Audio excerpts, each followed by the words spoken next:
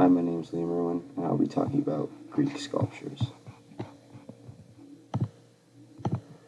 So a little bit about ancient Greece. It was a Mediterranean civilization, and many of their sculptures were inspired from Egyptians and Roman sculptures. The four main styles were geometric, archaic, classical, and Hellenistic.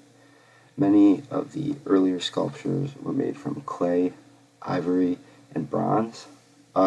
Later came the addition of marble and limestone. These would be used for larger sculptures, as seen in the picture.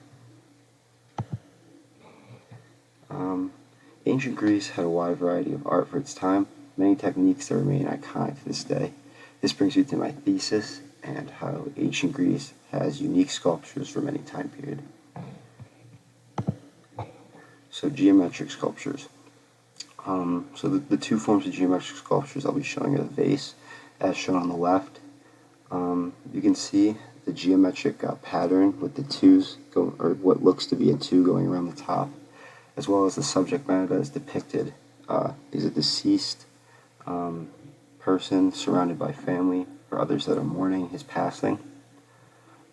He can be identified as deceased by him laying at his side. You can see with those people how they are also geometric, and how there's somewhat of a pattern with them, as well as how they're put on the vase. Now to the right is the sculpture, the Bronze Man and Centaur. Sculptures made from bronze in the mid-8th century. It's a classical identification of a human, as well as a centaur, which is half man and a half horse. Classical sculptures. This is the high point in the development of art for ancient Greece. The marble statue of Irene, which is shown on the left, regardless of it being damaged, you can see the fine details that are depicted in her pablos and hemations, which is Greek clothing.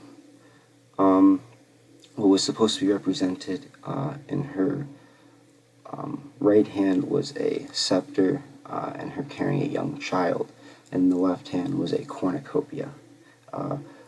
We can only imagine what this piece would have looked like if it wasn't damaged.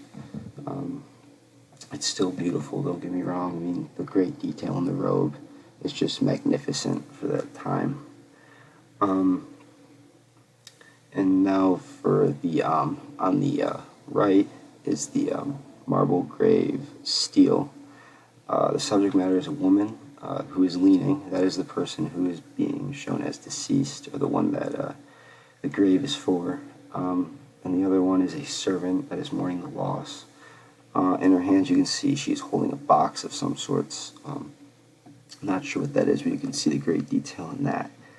You can see the fine detail in the sculpture. I mean, it makes the art look super realistic. I mean, the human features to the hair of both the females being represented to their clothes.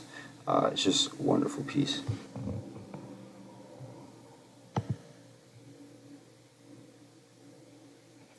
Next is the Greek columns.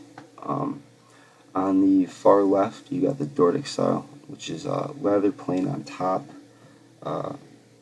compared to the other two.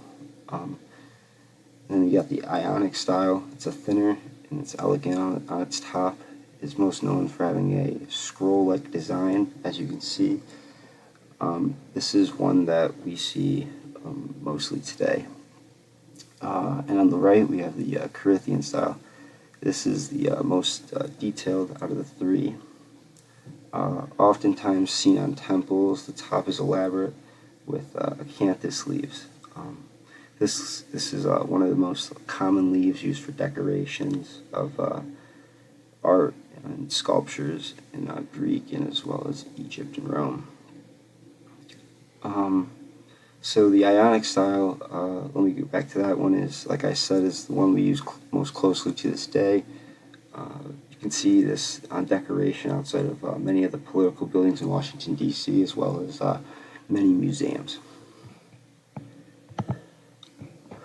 Overall, the Greeks were very creative when it came to their art.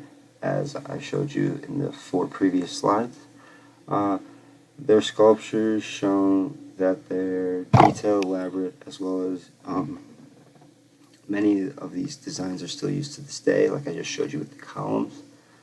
I would say that ancient Greece has unique sculptures from any time period. Thank you.